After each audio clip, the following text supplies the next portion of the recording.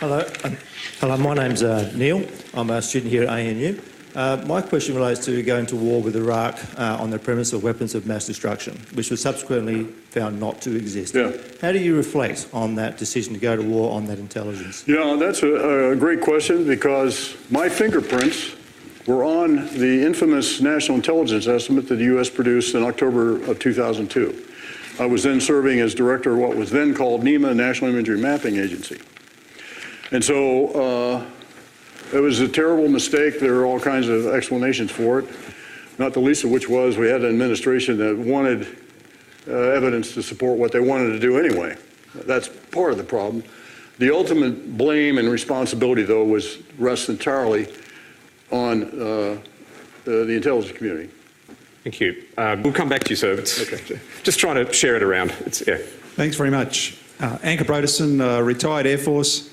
I'm curious on your perspective, given the potted history of the UN, of its mixed success, and the current behaviour of China and Russia, what do you see as the future prospects for the international global rules-based order?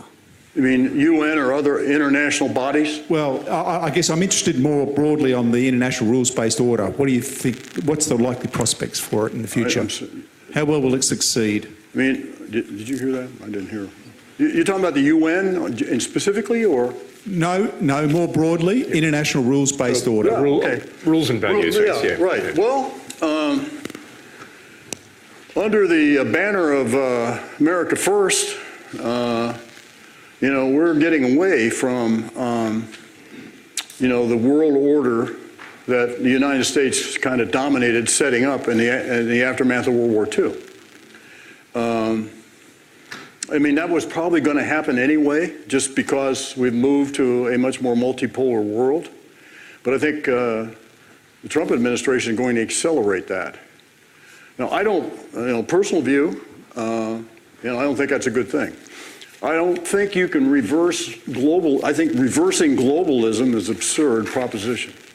You couldn't do it if you wanted to. And so these international bodies, like the United Nations and all of their subordinate organizations, yeah, it has its drawbacks and weaknesses. But I think it is important for a rules-based international order.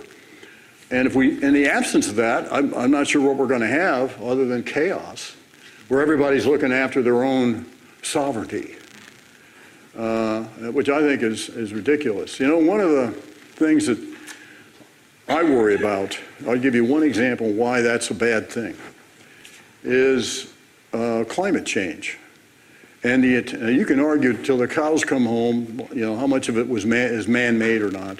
It doesn't matter. What's the impact? Climate change has huge national security implications. It also has huge implications for the environment and for the spread of disease. And disease does not recognize national boundaries.